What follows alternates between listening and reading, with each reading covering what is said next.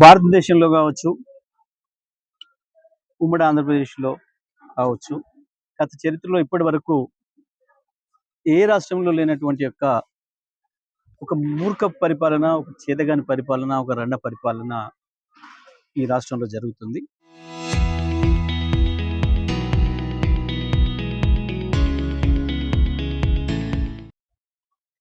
అది నేననడం కాదు, ముఖ్యమంత్రి ఆయన మాటల్లోనే ఆయనే స్పష్టంగా చెప్పుకుంటున్నాడు.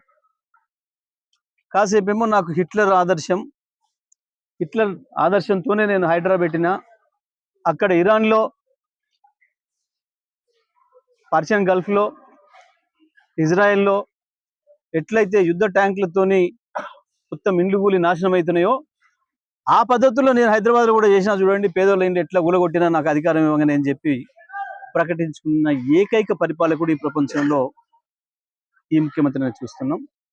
అదే సందర్భంలో నిన్న అధికారులతో రివ్యూ పెట్టి ఒక్కరు నా మాట ఇంటలేరు, ఏ అధికారి నా మాట ఇంటలేరు అని చెప్పిన రండ పనికిపాలిన చేతగాని ముఖ్యమంత్రిని కూడా నిన్న మనం ఇక్కడే చూసాం. అంటే ఒకవైపు ఒక అంతులేని మూర్ఖత్వం, ఇంకొక వైపు చేతగాంతనం, అసహాయత, తన తప్పులకు అధికారులను నిందించే ప్రయత్నం. నిన్నటికి నిన్న ఒక సిగ్గుమాలిన యాడ్ వేసుకున్నారు. ఆ సివిల్ సప్లై మంత్రి కావచ్చు, ముఖ్యమంత్రి కావచ్చు. ఏంటి, మొత్తం 1,50,00,000 టన్నుల ధాన్యం సేకరించినాం, 35,000 కోట్లు రైతులకు వేసేసినాం అని చెప్పి నిన్న సిగ్గుమాలిన యాడ్ ఇచ్చుకున్నారు. ఇప్పటికీ కూడా మీరు ఇప్పుడు ఈ క్షణం నేను మాట్లాడుతున్న క్షణం కూడా నా చుట్టూ ఇంకా కొనుగోలు కేంద్రాలలో ఓట్లే కనబడుతున్నాయి. మీరు ఈ కెమెరాలు తీసుకుపోయి చూపించవచ్చు ఎక్కడికైనా సరే. ఇక్కడ ఈ చుట్టూ మన చుట్టూ నిలబడి ఉన్నాయి.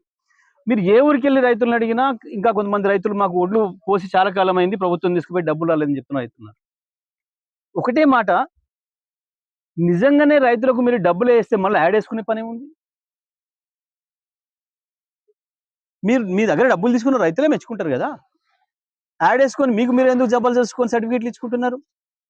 అందులోనే కనబడుతుంది ఈ ప్రభుత్వం యొక్క పనికి మాల్యతనం. ఇంకా గొప్పగా మేము ప్రపంచంలో ఎవరు చేయడం గొప్ప పని చేసినాం. ఒక భారతదేశంలోనే కాదు, ప్రపంచ చరిత్రలో ఇప్పటి వరకు రైతులకు యూరియా కావాలంటే యాప్ పెట్టుకోమని అడిగినోడు లేడు. ఐటీ పుట్టించిన అమెరికాలో, జర్మన్లో, ఇతర ఆ దేశాల్లో కూడా రైతులకు ఎరువులు కావాలంటే మీరు యాప్లో తెచ్చుకోండి అని చెప్పిన మానవుడు లేడు ఇప్పటి వరకు. గంత పనికిమాలిన పరిపాలన ఇక్కడనే జరుగుతుంది. ఇంకా దానికి తోడు రేపు ఇంకా డిఏపిని కూడా, యూరియాలో చాలా గొప్ప విజయం సాధించినట, ఈ డిఏపికి కూడా యాప్ పెడతారట. మొత్తానికి మీరు ఏ యాప్లు పెట్టినా తెలంగాణ ప్రజలు ఎప్పుడు ఎన్నికలు వస్తాయా మీకు ఖతం చేసే యాప్ తయారు చేయడానికి సిద్ధంగా ఉన్నారు. మిమ్మల్ని ఇంటికి పంపించే యాప్ చేయడానికి తెలంగాణ ప్రజలు సిద్ధంగా ఉన్నారు. ఇవాళ తుంగతుర్తి నియోజకవర్గంలో జరిగిన బిఎల్ఏల సదస్సు ఏదైతే ఉన్నదో ఆ సదస్సులో ఉండే ఆ ఉత్సాహం చూసినప్పుడు, తుంగతుర్తిలో కార్యకర్తల ఉత్సాహం చూసినప్పుడు, ఎందుకంటే ఇదే తుంగతుర్తిలో గత సమైక్య పాలనలో, ఈ దుర్మార్గపు కాంగ్రెస్ పాలనలో మొత్తం ఏ ఊర్లో చూసినా రక్తం ఏర్లై పారింది, ఏ ఊర్లో చూసినా 4 గోరీలు దర్శనం ఇచ్చినాయి. కానీ కేసీఆర్ పాలనలో అద్భుతంగా, ఎప్పుడు కాకతీయుల కాలం నుంచి ఆ తర్వాత ఎంత అద్భుతంగా వ్యవసాయంలో ముందుండేనో ఈ తుంగతుర్తి తాలూకా, మళ్ళీ కేసీఆర్ పరిపాలనలో మళ్ళీ ఆ స్వర్ణయుగం వచ్చింది రైతాంగానికి, వ్యవసాయానికి. కానీ దురదృష్టం ఏంటంటే మళ్ళీ ఇప్పుడే మాకండ్ల ముందే రైతుల కళ్ళల్లో నీళ్లు వస్తున్నాయి, తుంగతుర్తి నియోజకవర్గ వ్యాప్తంగా కూడా. ఇది స్పష్టంగా కనబడుతుంది ప్రజల్లో. తప్పకుండా ఈ రాష్ట్ర ముఖ్యమంత్రి, ఈ రాష్ట్ర మంత్రివర్గం సిగ్గుపడే పద్ధతుల్లో పరిపాలన చేస్తూ ఉన్నారు. అన్ని రంగాల్లో కూడా విఫలమైనరు. మీరు కొత్త ఇచ్చేదాన్ని చేత కాదు అందరికీ తెలుసు. కానీ కేసీఆర్ ఇచ్చినవి కూడా, కేసీఆర్ 5 సంవత్సరాలు వరుసగా ఇచ్చి చూపించిన విద్యుత్, 24 గంటల విద్యుత్తును ఇవ్వలేకపోతున్నారు. కేసీఆర్ ఇంటింటికి మంచినీళ్ళు 5 ఏళ్ళు వరుసగా ఇస్తే అవి కూడా ఇవ్వలేకపోతున్నారు.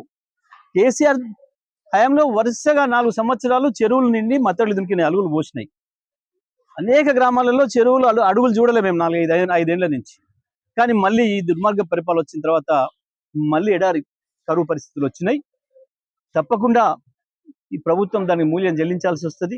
కాంగ్రెస్ పార్టీ కూడా తగిన మూల్యం చెల్లించాల్సి. తుంగతుర్తి నియోజకవర్గంలో స్థానిక మాజీ శాసనసభ్యులు శ్రీ యాదగిరి కిషోర్ కుమారి అధ్యక్షతన మరి మాజీ మంత్రివర్యులు సూర్యాపేట శాసనసభ్యులు శ్రీ జగదీష్ రెడ్డి గారు ముఖ్య అతిథిగా ఈరోజు సర్ అంటే special intensive revision election commission ద్వారా ఏదైతే కార్యక్రమం జరుగుతున్నదో దాని మీద భారత రాష్ట్ర సమితి బూత్ లెవెల్ ఏజెంట్లందరికీ కూడా ఈరోజు ఒకరోజు శిక్షణ కార్యక్రమం జరిగింది.